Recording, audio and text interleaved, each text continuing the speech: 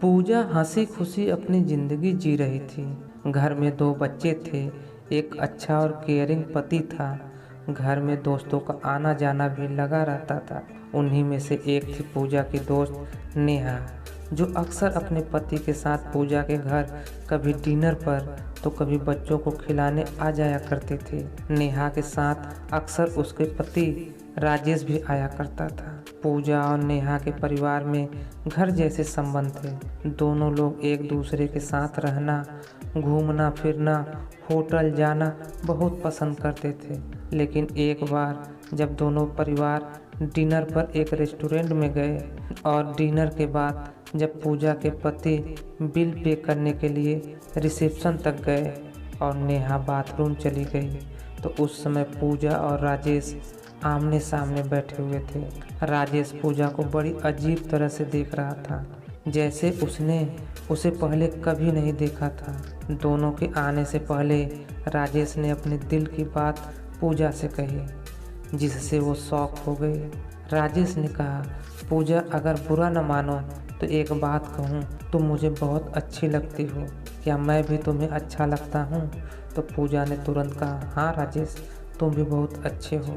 राजेश ने कहा, मुझे गलत मत समझना, पर जब मैं तुम्हें देखता हूँ तो मुझे तुम्हारे पास आने का मन करता है, तुम्हें छूने का मन करता है। क्या सिर्फ एक बार तुम मुझे अपने पास आने का मौका दोगी?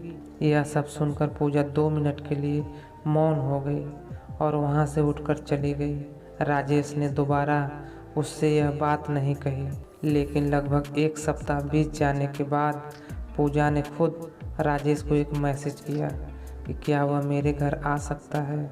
उस समय घर पर बच्चे नहीं थे और पूजा के पति भी किसी काम से बाहर गए थे। जब राजेश घर आया तो पूजा ने दरवाज़ा खोला और दोनों ने एक दूसरे की आंखों में देखा और एक दूसरे को गले लगा लिया। बस वह एक पल था जब ये दोनों सब कुछ भूल गए और पूजा सिर्फ राजेश की होकर रह गई।